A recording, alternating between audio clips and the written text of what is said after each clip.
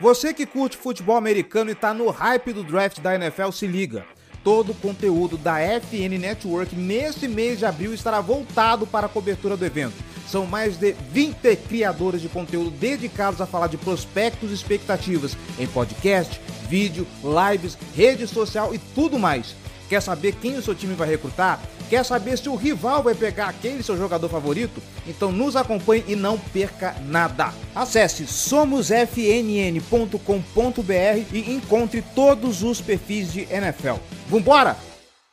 Esse podcast faz parte do site Fambonanet. Acesse fambonanet.com.br.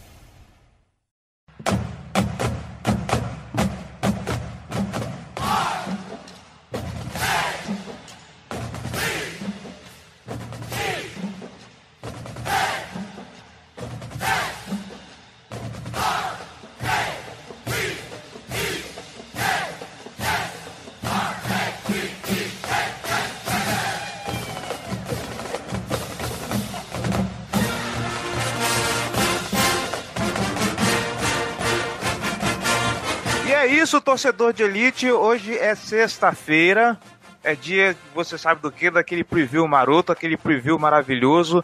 Nós vamos até Charlotte enfrentar o Carolina Panthers, mais um compromisso contra a NFC South, depois daquele choro e ranger de dentes de domingo passado. Cara, nem me fale. E para falar sobre esse jogo, a gente está aqui com o Felipe Vieira, do On The Clock e do Panthers Brasil. Felipe, boa noite, seja muito bem-vindo à Casa do Corvo de novo. Fique à vontade, a cerveja está na geladeira. Obrigado, valeu pelo convite. E como que me faz errar um extra point logo contra os Saints, logo contra eles, cara? Não pode.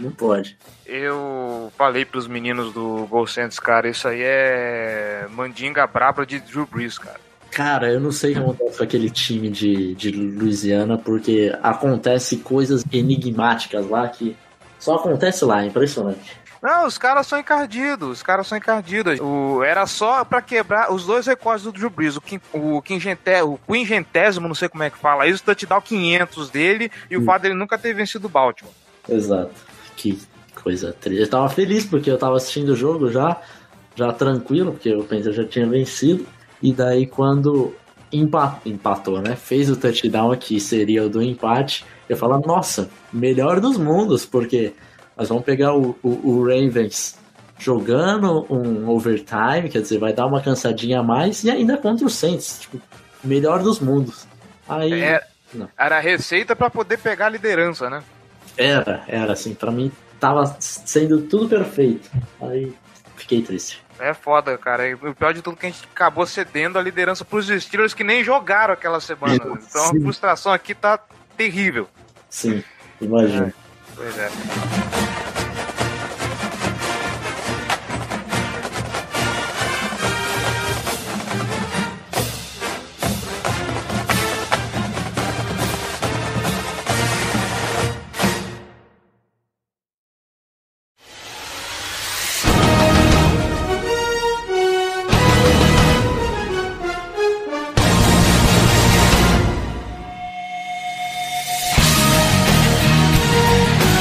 Então, Felipe, bora.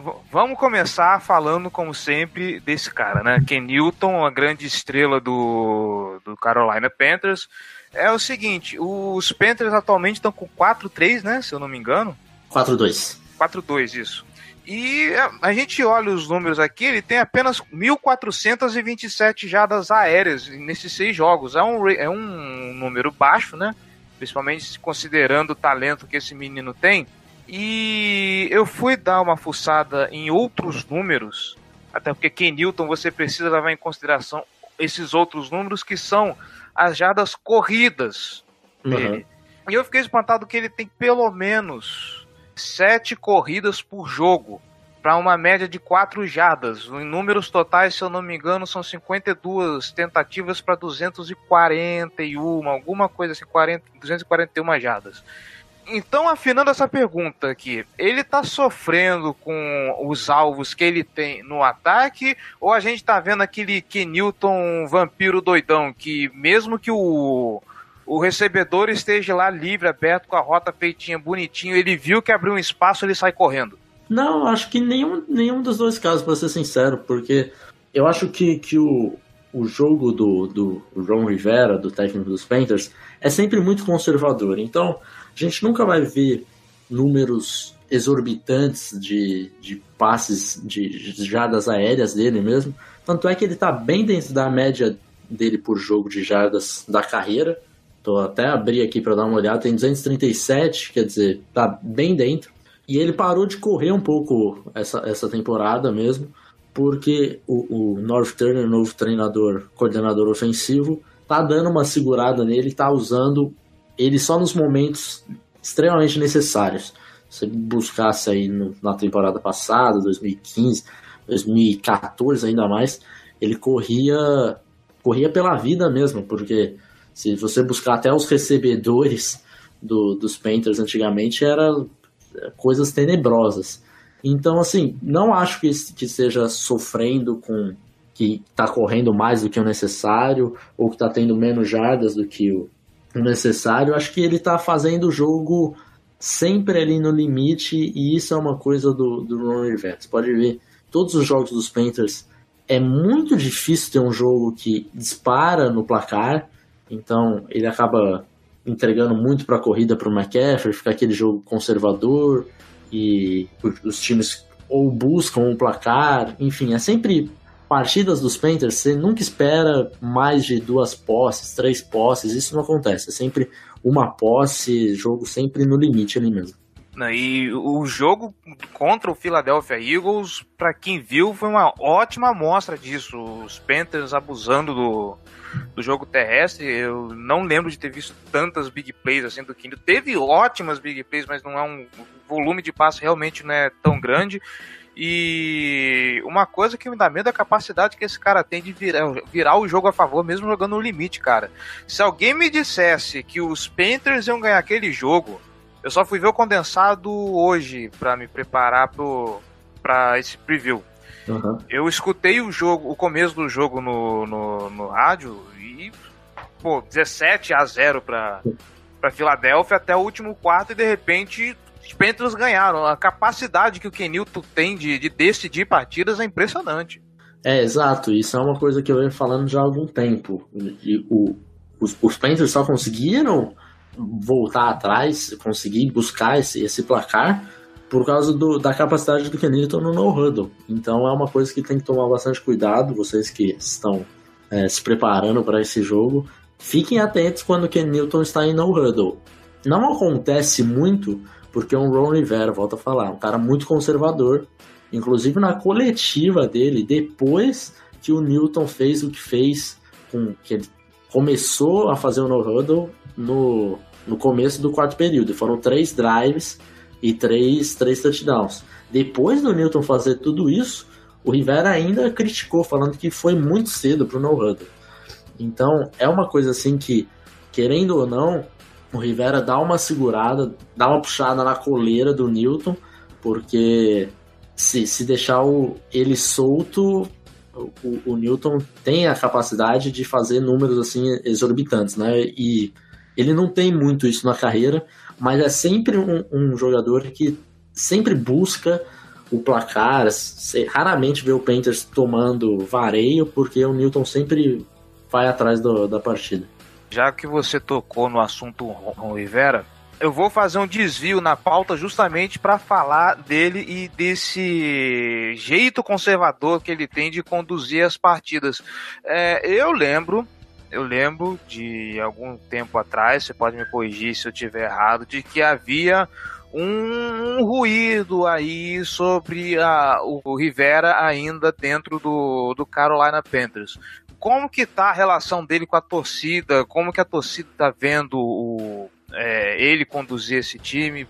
A paciência acabou ainda ou as pessoas ainda confiam nesse cara, no professor? Pra mim a paciência acabou faz tempo já, então independente se o Panthers for para playoffs ou não, até acho que vai, independente do resultado final, eu demitiria o Ron Rivera. A torcida em Charlotte, nas Carolinas, é uma torcida muito paciente com esse tipo de coisa, mas depois daquele jogo contra os Redskins, a torcida meio que começou a pegar mais pesado, assim. E esses 3 primeiros quartos do jogo contra os Eagles, eu nunca tinha visto a torcida tão revoltada com o Rivera igual tava. É lógico, do jeito que terminou a partida, todo mundo fica mais tranquilo, você não vê falar tanto. Mas eu acho que se o Rivera, por um acaso, não conseguir levar o time para os playoffs, eu acho que vai ter uma renovação, até porque tem um novo dono em Charlotte, e ele já mostrou, o Dave Tepper, o dono, que ele não tem tanta paciência com esse tipo de conservadorismo, não. Então eu acho que se ele puder escolher e tiver o apoio ali da torcida, eu acho que ele vai demitir o Rivera e pegar um cara um pouco mais moderno. Principalmente que a gente tá vendo essa geração nova de head coach da NFL com jogadas mais robustas, né? Imagino que o pessoal dos Panthers deve estar sonhando com no dia que eles tiverem um head coach nesse calibre. Falando um pouco da galera ainda do ataque, o nosso querido DJ Moore, como que tá a situação dele no time? Pode-se considerar ele uma decepção nesse momento da temporada? Eu acho que ele tá no limite da decepção, mas não chamaria ainda ele de decepção. Primeiro porque, vou voltar, não é implicância, mas é a verdade. O Rivera é sempre muito conservador com seus novatos. Então, é raro você ver novato já jogando muito snap ou tendo muito plano de jogo envolvido. A não ser jogadores como o McCaffrey, que foi draftado na 8, aí sim ele é bastante envolvido, mas do contrário, é bem difícil disso acontecer. Segundo, que o grupo de recebedores dos Panthers agora parece que finalmente encontrou um grupo decente para o Newton, e o Torrey Smith, que na teoria é o nosso wide 2, ele acaba tomando muito snap do DJ Moore, do Kurt Samuel, e então acho que o DJ Moore, quando ele participa bem. Ele precisa melhorar um pouco seu release, e no jogo contra os Redskins ele não protegeu a bola e acabou sofrendo 2 fumbles. Mas assim, se você tirar o fato e tentar analisar um pouco mais friamente, se ele tivesse protegido a bola nesses 2 lances, ele teria feito um jogo bom. Então eu acho que o DJ Moore já era um prospecto que lá no On The Clock a gente falava, é um cara que é novo ainda, então ele tem um potencial muito grande, mas ainda vai ter essa curva de aprendizado. Então eu acho que assim, tá dentro do que eu imaginava, pelo menos, do Moore. Eu esperava ele um pouco mais de snaps e tal, mas o Rivera, então não sei porque eu esperava isso. Mas acho que ele vai acabar se encontrando aí na temporada que vem. Nessa eu não vou esperar mais tanto, não. Você esperava porque todo torcedor sempre tem aquela pontinha de esperança de que no ano seguinte as coisas vão mudar, né? Torcedor é sempre iludido, então... Pois é. Você falou do McCaffrey agora há pouco, e falou nesse cara, a gente já dá até aquela mexida mais na cadeira, né? Ele atualmente tá liderando o time em corridas e em jardas recebidas. Até onde a gente pode se preocupar com esse cara em Baltimore? Olha, bastante, viu? Porque ele é realmente o ponto focal, assim, do ataque. Não sei se ele deveria ser tanto utilizado como porque, por exemplo, a gente tem o CJ Anderson como running back 2, e o CJ Anderson tem 2, 3 snaps por jogo. É uma coisa medonha que precisava mudar, mas acabam utilizando o McCaffrey quase que 100% dos snaps. Até quando o CJ Anderson tá dentro de campo, o McCaffrey tá alinhado ou como recebedor ou com os 2 running backs mesmo. Então, assim, precisa se preocupar bastante com ele, porque mesmo ele não recebendo a bola, não tocando na bola, ele é sempre uma isca para uma trick play ou uma jogadinha que a defesa faz o flow pro lado dele e acaba saindo um reverse pro Samuel ou para algum screen pro DJ Moore, alguma coisa nesse sentido. Então, sim, podem se preocupar bastante com o Christian McCaffrey, que ele é peça-chave nesse ataque. Eu espero que o Don Martindale esteja preparado para isso. Nosso coordenador defensivo, ele tem sido um craque em se adaptar aos times adversários, mas quando vem coisa muito complexa assim, eu tenho um certo receio do que vai acontecer. Você viu a entrevista dele falando sobre o Ken Newton nessa semana? Não vi, cara. Ele falou que ele... dos filmes de terror que ele assiste, o pior pra ele é ver tape do Ken Newton. Então... Meu Deus! Porque é difícil você se preparar para um quarterback como o Newton e você ainda tendo o Christian McCaffrey fazendo muitas coisas variadas, né? Então, realmente, sempre se preparar para o ataque dos Panthers é sempre uma tarefa complexa. Pois é, né, cara? Ter um QB móvel que nem vocês têm é sempre um trabalho extra para a defesa do adversário se preparar. Eu espero que o Lamar Jackson chegue assim um dia. Cara, eu espero muito, porque o Lamar Jackson era um dos meus crushes do draft. Nossa! Ainda no ataque, os Panthers vão enfrentar uma defesa top 5 agora. Já enfrentaram uma que é o Washington Redskins e acho que vocês não têm boas lembranças dessa partida, certo? Definitivamente não. E aí? Vai ser em casa, então a gente espera que seja algo mais fácil pro Carolina Panthers, mas a gente tá vendo aí que a defesa de Baltimore tem feito. Alguns colocam até como a melhor defesa da liga. Eu gosto de tirar um pouco o pé, porque o pass rush ainda não tá funcionando direito. Mas e aí, o que os Panthers estão planejando, o que esperar dos Panthers contra essa defesa? Eu acho a melhor defesa da liga, tá? Dos Ravens, já falei isso no On The Clock, inclusive. É um confronto que pode esperar, assim, pontuação bem baixa. Não imagino que chega a 50 pontos totais na partida, não. E vai ser difícil, porque com a defesa, você fala do pass rush, e eu imagino que no começo da partida, o Panthers deve insistir muito no jogo terrestre. Eu não sei se vai encaixar muito bem. Então vai ser um jogo que, sinceramente, se fosse em Baltimore, eu contaria como derrota para os Panthers. Mas sendo em Carolina, acho que eu fico um pouco mais confiante quanto a isso. Vendo esse último jogo, eu não sei se é isso que está acontecendo, se foi a impressão que eu vi só desse jogo, mas parece que a OL dos Panthers não anda muito confiável. Ou foi só uma má impressão que eu tive do último jogo? Olha, pra falar a verdade, a OL tá até me surpreendendo positivamente, porque o L e Ken Newton nunca foram coisas que se dão bem. Verdade.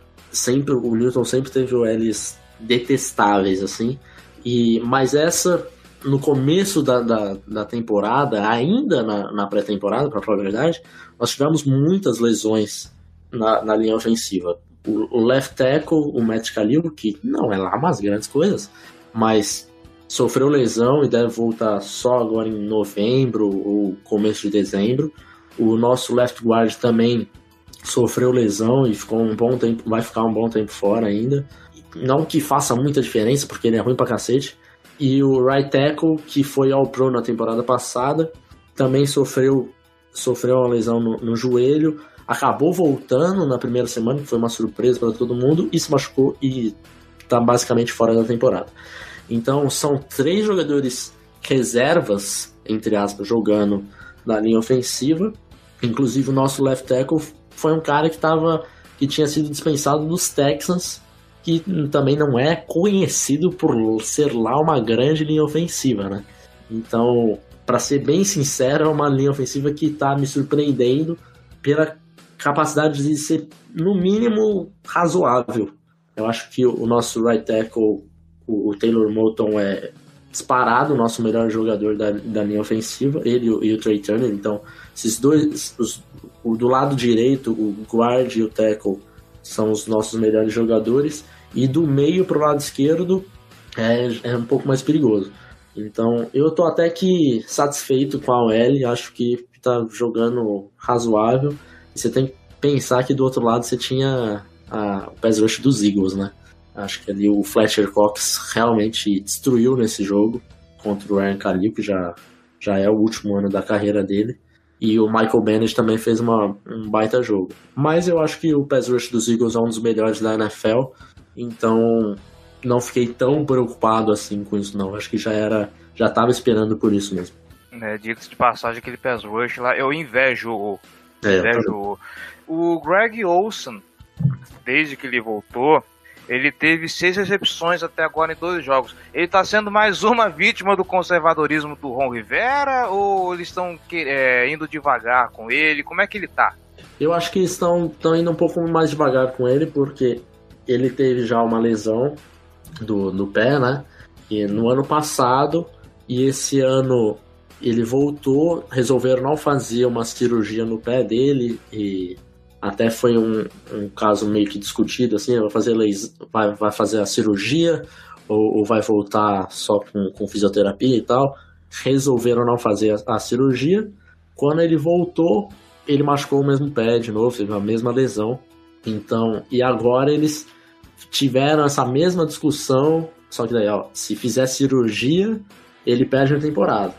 Então vamos fazer fisioterapia de novo, fazer tudo de novo. Então eu acho que tá dando uma segurada nele pra não forçar muito e de repente perder a temporada. E se tiver que dar uma forçada, que dê uma forçada lá em janeiro mesmo. Acho que vai ser mais ou menos por aí. Beleza. Vamos agora pro lado defensivo da bola. O nosso menino Eric Reid, que estava desempregado até esses tempos, tá indo pra Carolina. Deu pra sentir que a defesa dos Panthers melhorou com a chegada dele? Deu pra ver, porque o primeiro jogo dele não foi excepcional, mas foi sólido. Acho que ele vem numa linha de crescimento, cada jogo ele vem melhorando. E até ele mesmo falou na coletiva depois do jogo que ele tá cada vez se sentindo em forma física de jogar mesmo. Uma coisa é você tá treinando separado e tal, uma coisa é jogar. E a secundária era muito fraca dos Panthers, né? Então os safeties era uma necessidade muito grande. A gente tinha, depois da lesão do Daniel Searcy, que também não é um grande safety. Quem começou a jogar o Colin Jones, que é um safety que tá nos Panthers há muito tempo, e ele é aquele jogador do Special Teams. Então quando teve a lesão do Searcy e fiquei pensando em Colin Jones, eu já tava quase que desistindo da temporada, mas aí veio o Eric Reid, graças a Deus, e ele tá jogando muito bem agora. Esse último jogo contra os Eagles, ele acabou errando alguns tacklezinhos, mas ele foi muito bem na partida. Até a galera vai achar, tem a galera que não acompanha tanto, mas ele é muito bom no dentro do box, né? Até no ano passado, se você lembra lá nos 49ers, ele jogou muito dentro do box, até que ele jogou mais como linebacker do que como safety. Então ele não vai ser aquele safety que vai fazer interceptações, vai ficar no fundo do campo, nem nada do tipo, mas ele é um cara que no jogo terrestre e na área um pouco mais curta do campo, ele vai desenvolver bem a partir do jogo dele. Mas apesar desse acréscimo que você mencionou, pelo jeito a secundária continua ainda sendo o ponto fraco dessa defesa, né? Olha, e aí a gente começa a pensar, por exemplo, em alguns jogadores como o John Brown, por exemplo, que é um alvo preferido do Flacco na hora de esticar o campo. Sim, mas assim, na pré-temporada eu colocaria assim, da defesa como o pior setor disparado desse time dos Panthers. Só que eu tive uma grande surpresa com o Donte Jackson, cornerback draftado na segunda rodada. Eu não tinha ele alto na minha board, tanto é que no On The Clock a gente tinha uma nota de 4ª rodada para ele, os Panthers pegaram na segunda. Só que ele vem jogando muito, muito bem. Inclusive, eu acho que ele deve ser um dos melhores cornerbacks novatos dessa temporada, assim, com certa tranquilidade. Então, esse confronto entre John Brown e Donte Jackson, que é um cara muito rápido no Combine, ele foi o jogador mais rápido no ano passado. No ano passado não, né? Desse ano. E acho que ele vai conseguir ter um bom matchup com o John Brown. Então, a secundária, que era o pior setor, porque antes eu não imaginava que o Donte Jackson teria esse impacto que está tendo, e não imaginava a chegada do Eric Reid. Então acho que o pior setor ali da defesa é a linha defensiva mesmo. isso pode até parecer estranho, porque linha defensiva dos Panthers é sempre meio que uma tradição de ser forte. Mas ultimamente tá começando a ficar complicado, porque o nosso pass rush, a gente tem o Mario Edson, que é o nosso melhor pass rusher. Do outro lado é o Julius Peppers, que já tá velho, então ele até tem momentos importantes, principalmente final de partida, quando o caldo engrossa, ele aparece, mas constantemente ele não vai conseguir entregar tantas pressões. E a rotação de defensive end é realmente muito fraca.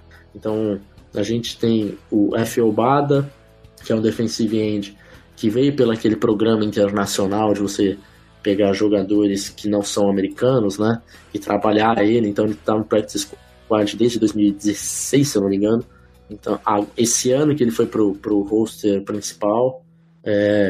Tem o Brian Cox, que também é um jogador que foi undrafted. O Wes Horton, que é sempre aquele jogador que é para compor elenco. Então o pass rush eu acho que é o ponto mais vulnerável dessa defesa, assim. Olha, vou ser sincero, eu fiquei meio surpreso com essa resposta aí. Pois é. Como você falou, né, o DL costuma ser a parte mais forte da defesa dos Panthers. É interessante ver essa virada aí.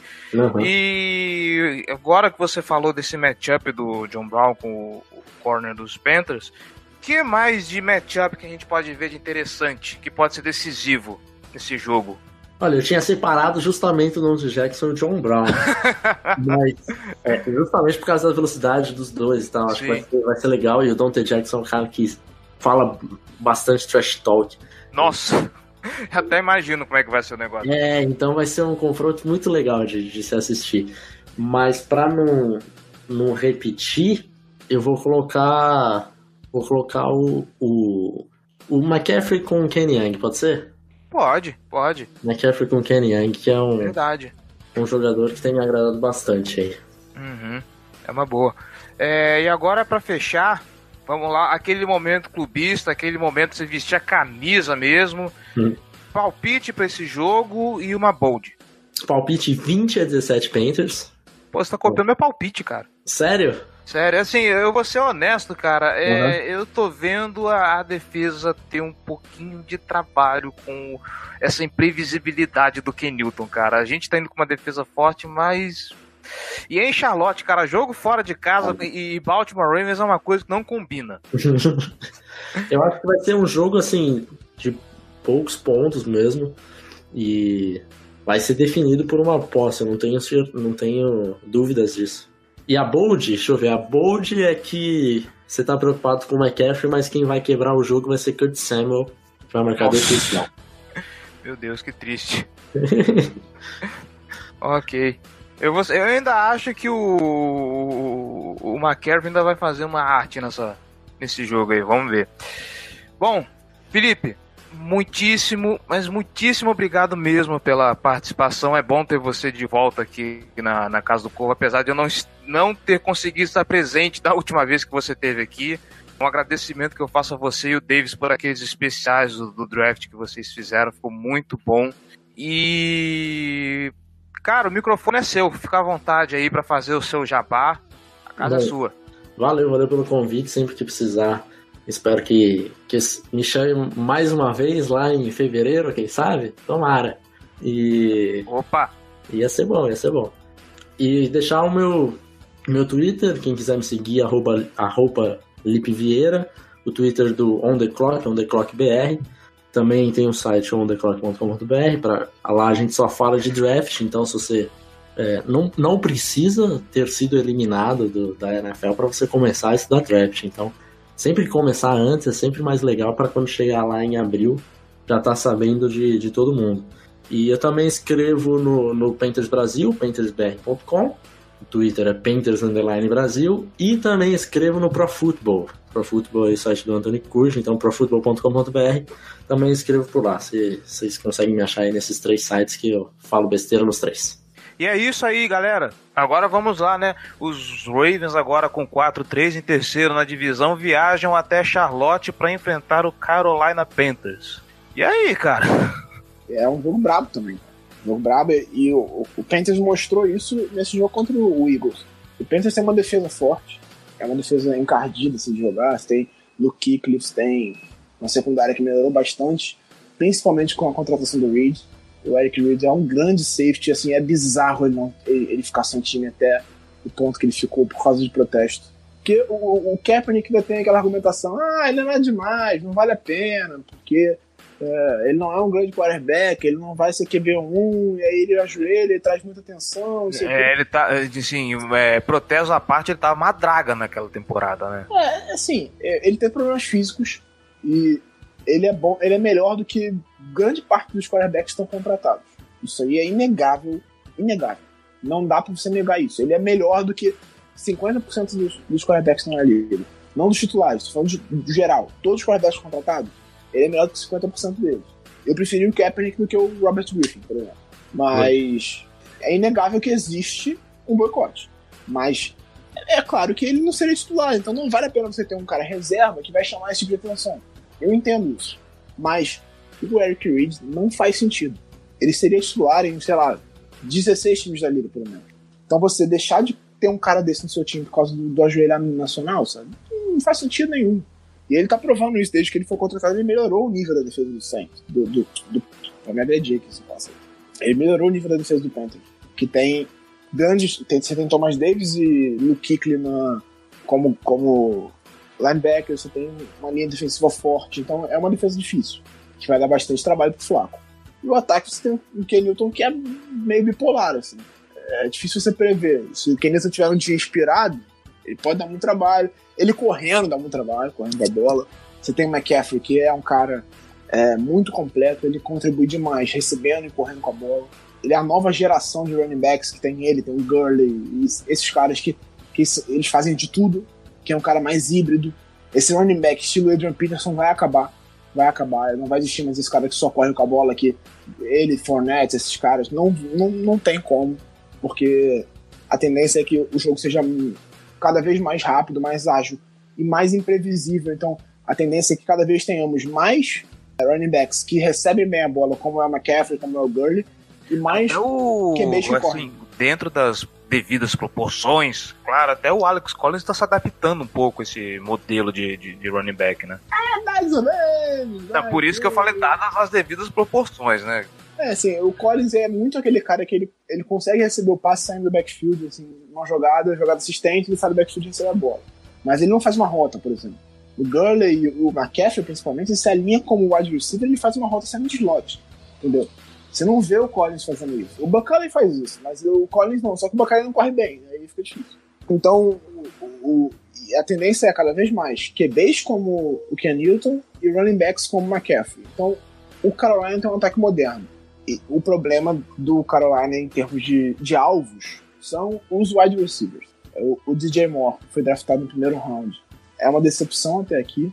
Ele não está conseguindo contribuir no nível que se espera dele. Tem até perdido bastante espaço, ele recebe poucas bolas, ele tem poucos alvos, ele tá sendo uma decepção, teve alguns drops, ele teve um drop em retorno, então assim, não tá jogando bem o DJ Moore, como se esperava. O Devin Funchess está fazendo a parte dele, ele não é nenhum gênio da raça, não é nenhum dos melhores wide receivers da liga, mas ele tem feito algumas boas recepções, tem contribuído bem, e ele é o número 1 do time. Quem tá crescendo nas últimas semanas é o Torrey Smith, que a gente conhece muito bem. Ele tá ganhando espaço, né, nesse depth chart do Panthers em relação a recebedores, porque não tem mais ninguém, basicamente.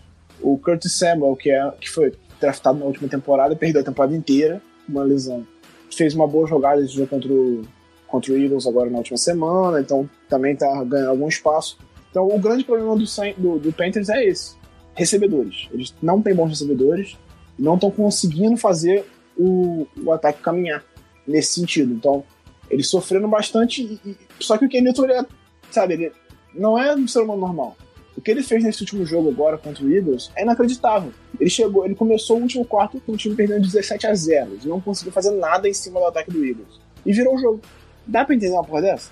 Ele teve 3 quartos. Esse jogo eu escutei pelo rádio, cara, então. Ele teve 3 quartos de nada. O ataque não fez nada em campo por 3 quartos. Não conseguiu pontuar de jeito nenhum. Perdeu o field goal, tudo. E aí no último quarto ele vira um jogo 17-0.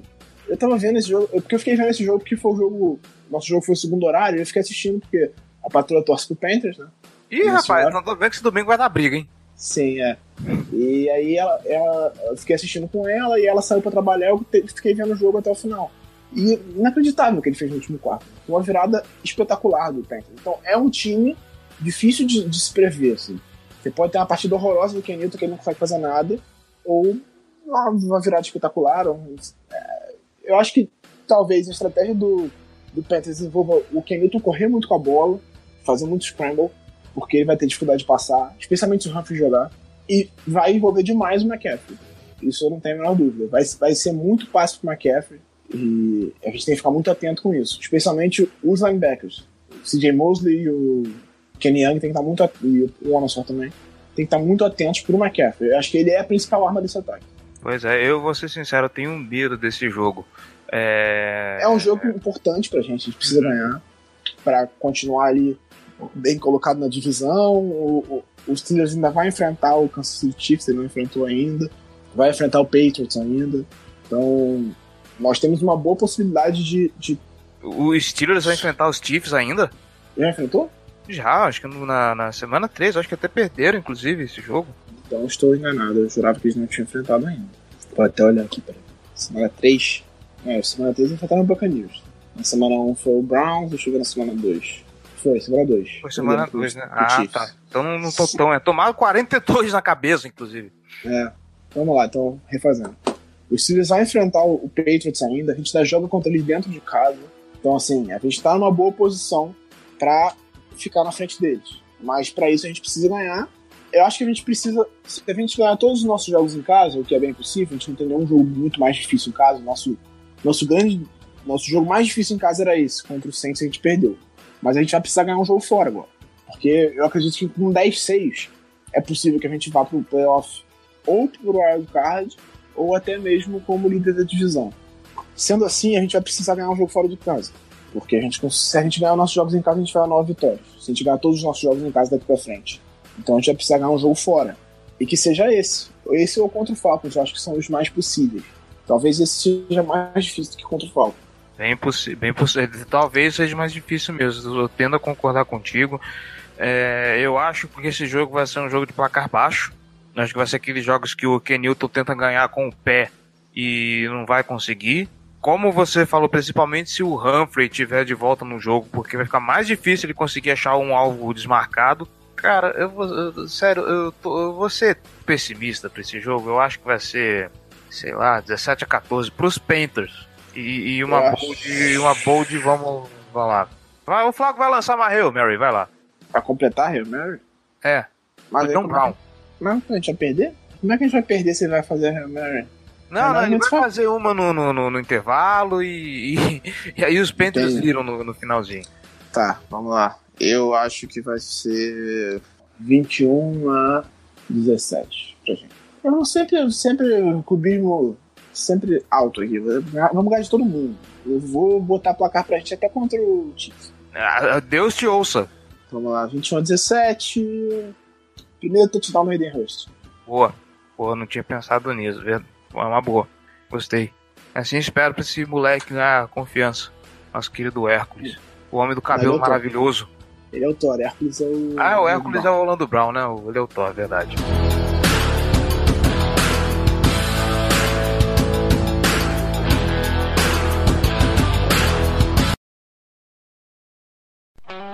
Esse podcast foi editado por Megasonic Podcasts.